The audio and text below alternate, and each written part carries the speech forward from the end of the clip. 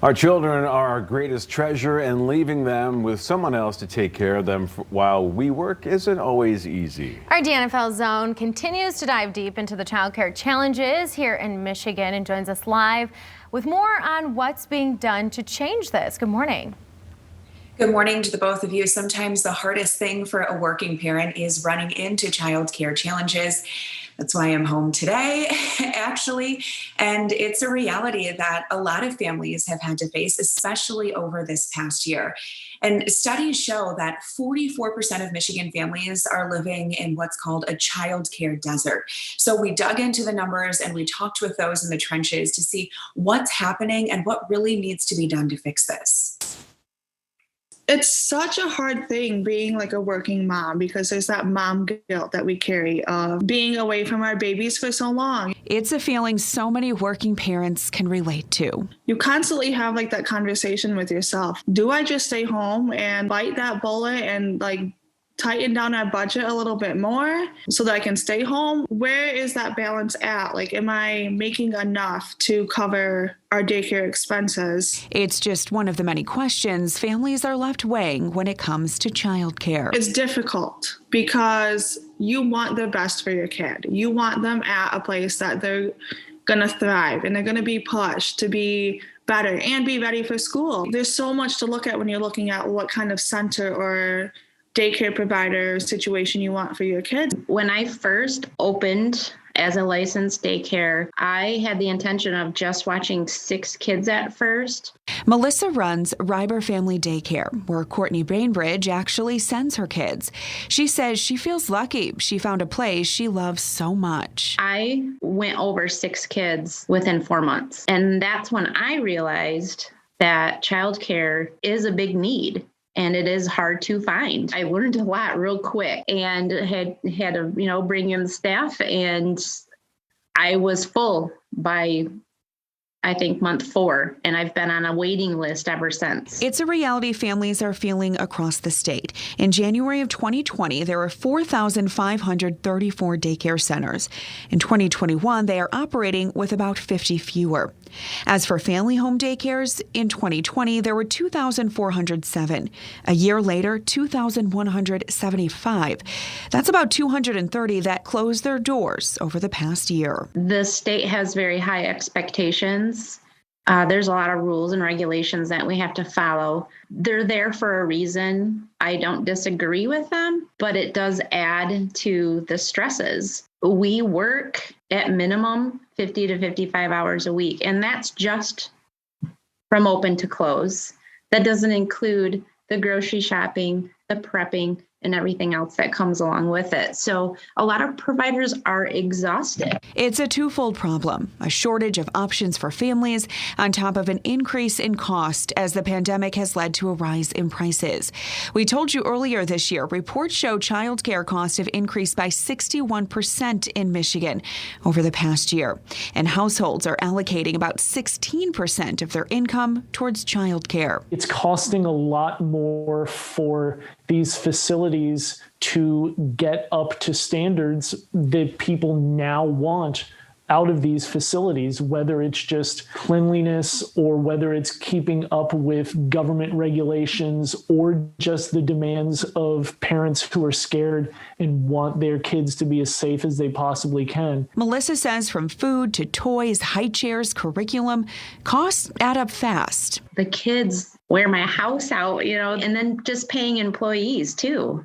I have to make sure that I take care of my employees. I want them to love their job. I want good employees in here. So I have to pay them well, which is another added cost. So you have to compensate all of those costs into the fees of your tuition, but you don't want to overwhelm your families because they're basically paying a second mortgage every month for childcare. It's so expensive. The state are offering a variety of different ways to help childcare providers stay open. Right now, the state of Michigan, it's called Think Babies Michigan. It's just launching, and it's a way to help infant and toddlers in the childcare realm stay open. April Goodwin is the executive director of Southwest Child Care Resources. She sees firsthand the critical shortage of child care providers, especially in Kalamazoo County, and the financial stress parents are under. She says on average, for one child, families are paying about $250 a week. That averages out to about $1,000 a month. And with the pandemic, that has only made things more challenging. It's something the lieutenant governor recognizes. Some of the parents have been just stretched so thin, right? And having to be creative and figure out how to serve their kids while they're home. It's one of the reasons the Edison Early Childhood Education Career Pathway was started, a partnership between the Kalamazoo Literacy Council, Southwest Child Care Resources, and YWCA Kalamazoo to help connect people wanting to pursue a career in early childhood education. One major part is a full-time paid 8-month apprenticeship that will result in a Child Care Development Associate credential. It allows our providers to become teachers, child care directors, and then the apprenticeship portion onto it, just like a journeyman, gives them more hours, more experience, so that they can run more high quality programs because they've got more training going on. We are trying to work at building child care providers along with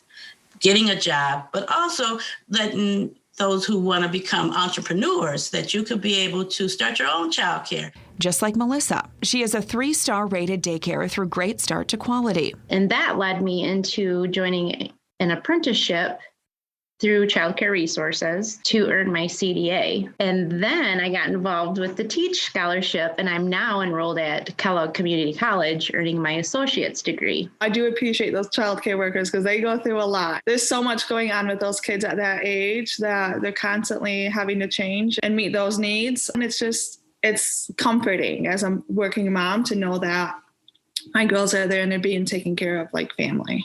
Which is all any parent could hope for. I have to admit, I never ever dreamt that I would be, almost 44 years old and going back to college. This whole experience for me has been very eye-opening and wonderful, tiring and exhausting, but I wouldn't change it for the world.